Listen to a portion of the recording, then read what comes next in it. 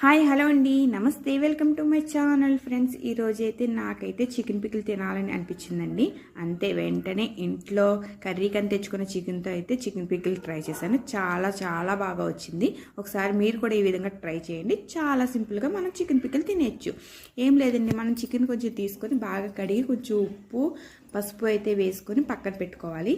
ఇప్పుడైతే నేనైతే కొంచెం కడాయిలో గాను నూనె అయితే వేసానండి. పికిల్స్కి ఎప్పుడు గాను నూనె అయితే చాలా కమ్మగా టేస్టీగా ఉంటుంది కదా, అందుకని గాను నూనెలో వేసి ఆ చికెన్ అయితే బాగా వేపానండి. మనం బాగా నిల్వ ఉంచుకునే పచ్చడికి అయితే బాగా ముక్క గట్టిగా అయ్యేంత వరకు వేపుకోవాలి. ఇది వెంటనే తినేసేదే కాబట్టి మనం ఎక్కువ వేపనవసరం లేదు. ముక్క మెత్తగా ఉన్నా పర్వాలేదు.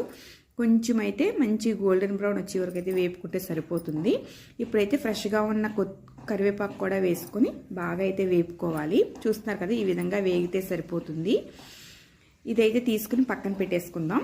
ఇప్పుడైతే మిగిలిన ఆయిల్లో కొంచెం అల్లం వెల్లుల్లి పేస్ట్ వేసుకోవాలి. నేను చేసేది చాలా తక్కువ క్వాంటిటీ కాబట్టి నాకైతే ఒక స్పూన్ అల్లం వెల్లుల్లి పేస్ట్ అయితే సరిపోయింది.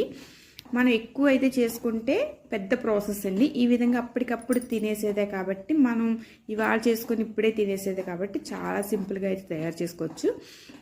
ఇప్పుడు అల్లం వెల్లుల్లి పేస్ట్ బాగా వేగిపోయింది కదండి. ఇప్పుడైతే మనకి చికెన్కి సరిపోయినంత కారం అయితే వేసుకోవాలి. నేనైతే ఒక స్పూన్ వేసుకున్నాను. ఇప్పుడైతే దాన్ని పచ్చివాసన పోయేంత వరకు అయితే కారాన్ని అల్లం వెల్లుల్లి పేస్ట్ని అయితే బాగా వేపుకోవాలి. ఇప్పుడు ఉప్పు కూడా వేసుకోవాలండి. మనం ఆల్రెడీ చికెన్లో వేసాం కదా, చూసుకుని అయితే వేసుకోవాలి. మరీ ఎక్కువైతే ఉప్పగా ఉంటుంది. ఇప్పుడైతే మన ఇంట్లో ఉండే చికెన్ మసాలాలు ఉంటాయి కదండి, chicken powder, chicken garam masala, మన ఇంట్లోనే గరం మసాలా అయితే ఏది ఉంటే అది వేసుకోవచ్చు. కొంచెం ధనియాల పొడి, జీలకర్ర పొడి కూడా వేసుకోవాలి.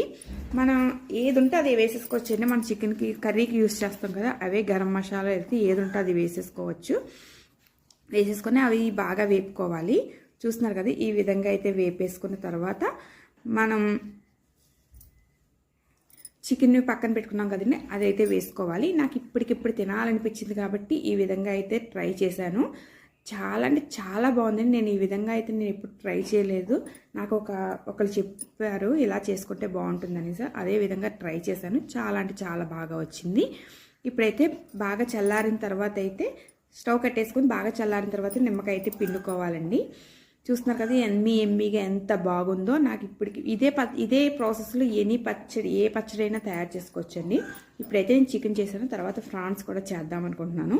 ఇప్పుడైతే వేడివేడిగా అన్నం పెట్టుకొని అప్పటికప్పుడు తయారు చేసిన చికెన్ పికిల్ వేసుకొని తింటే ఉందండి, నిజంగా చాలా అంటే చాలా బాగుంది. చూస్తున్నారు కదా ఎంత కలర్ఫుల్గా ఎంత బాగుందో. మీరు కూడా ఈ విధంగా ట్రై చేసి